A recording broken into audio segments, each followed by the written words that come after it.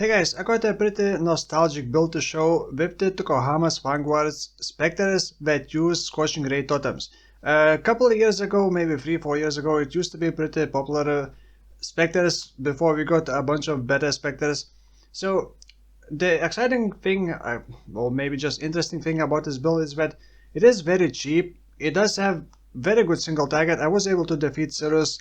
I believe it was Sirus 5 because I entered the first portal on Sirus 5 and only then equipped the remaining Watchstone, so I assume it was Sirus 5, but it defeated with no issues. The issue is that it is very slow pace, slow clear speed build, very slow, but it can achieve pretty high HP. It also doesn't require any 6-link, it doesn't really require any expensive items. I do have a pretty expensive wand like 3 Exalts wand, but you do not need that kind of wand because all you need to reach is level 25 spectres as a Necromancer. And I am reaching level 27 spectres. You want level 25 spectres to gain an extra spectre. And I do have 5 spectres. Now these Tukohama's Vanguards you can get from Act 6, the Karui Fortress. You basically go to the ridge, go back to the Karui Fortress, use Desecrate, and then search in the corpse pool Tukohama's Vanguards. They used to be a lot stronger. I believe before rework they used to be summoning multiple totems. However, after the nerf, well, I guess they fell off popularity because now by default they only summon one totem, and I believe it does less damage, but the damage overall is still pretty good. If you look at PUB, you can actually select like manage spectres and select Tukohama's Vanguards from this list.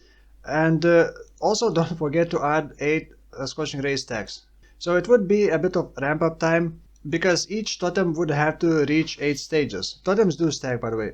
That's a DPS per totem. Now because I have multiple totem support gem linked to those spectres, they do summon 2 totems at once. Totems have 3-second cooldown.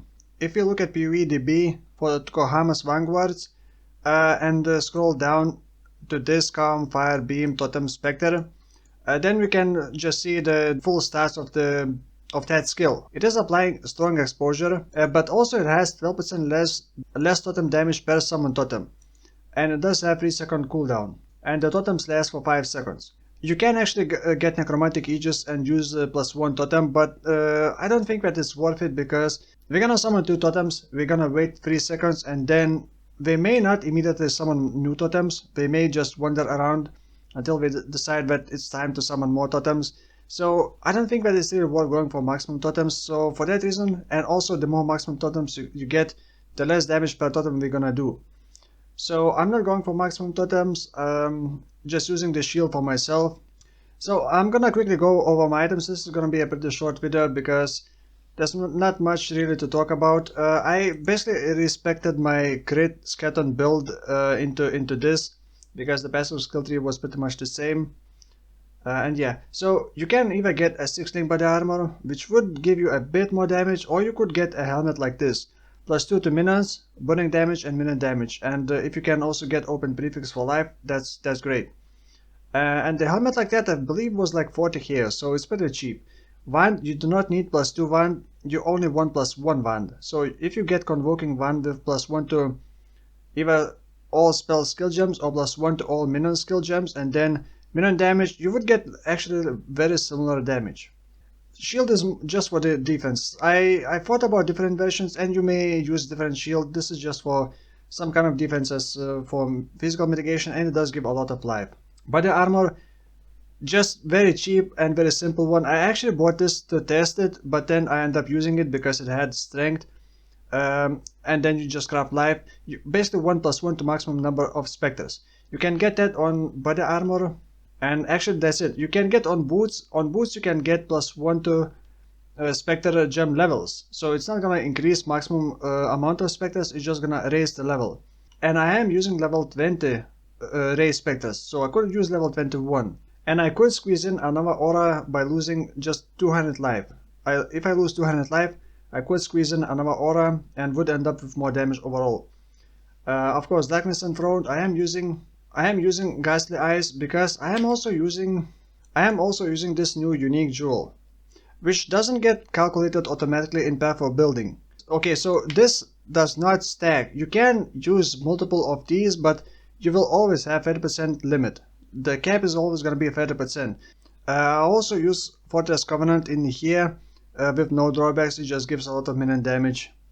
And the rest I'm just stacking a bunch of either normal jewels with minion damage and life, or flat or beast jewels with flat life and minion damage if you have used a minion skill recently. So if you're using Ghastly Eyes, a bunch of them, you have to use some minion skill like Bone Offering. So I constantly have to also use Desecrate and then spam Bone Offering, or use Convocation to trigger that damage buff.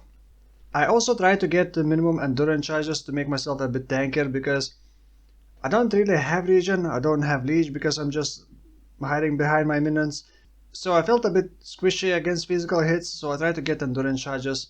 Otherwise you just want to get minion damage everywhere you can. I do have one good ring, a lot of resistances, some minion damage and life.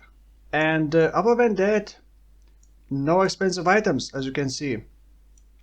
Well, actually, you don't even need any good large cluster jewel. As you can see, I'm using just minor nodes, just not even taking like the big nodes, because if you get something good on big nodes, great. If not, then whatever.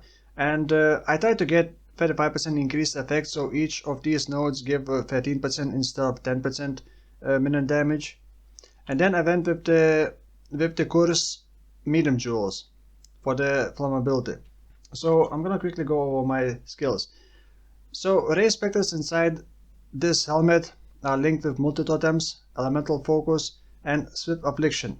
Flame Golem with feeding frenzy and combustion does a lot of things. Lowers enemy resistance, applies feeding frenzy buff to me, which does give more damage to all minions.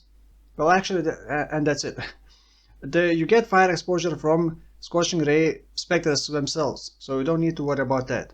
Then I do have Skitterboss linked with Unbound Ailments and also Steel Skin. Unbound Ailments just increase the effect of Chill and Shock. I do have Ball Lighting linked with Hex Touch and Flammability, so I do spam Ball Lighting. This is with Elemental Equilibrium as well. So you have to make sure you don't have any flat fire damage to your spells. And then you just trigger Elemental Equilibrium, and also at the same time you trigger Flammability. And then Convocation somewhere, Tempest Shield for a bit more extra dodge. And this is Necromancer. I went with this one to get more block basically. But if you can go with this and you would get a bit more damage, but then you would lose like 36% block with the Glancing Blow. So it's a big deal. And right now I can quite easily, well actually I can basically cap it. If you can get +2 minion helmet, you don't need +1 boots. If not, then you're gonna need +1 boots and +1, actually +2 one then. You want at least +1 minion gems. You basically want to reach level 25 spectres, that's it. And then as you can see the passive skill tree, I'm gonna include Path of Building import code in video description. I did anoint this to save a couple points traveling here. So by the way, these spectres don't really leech because we don't hit, the Scorching Ray doesn't hit, and we don't have big regions. So for that reason I actually even took this one to add a bit more survivability for them.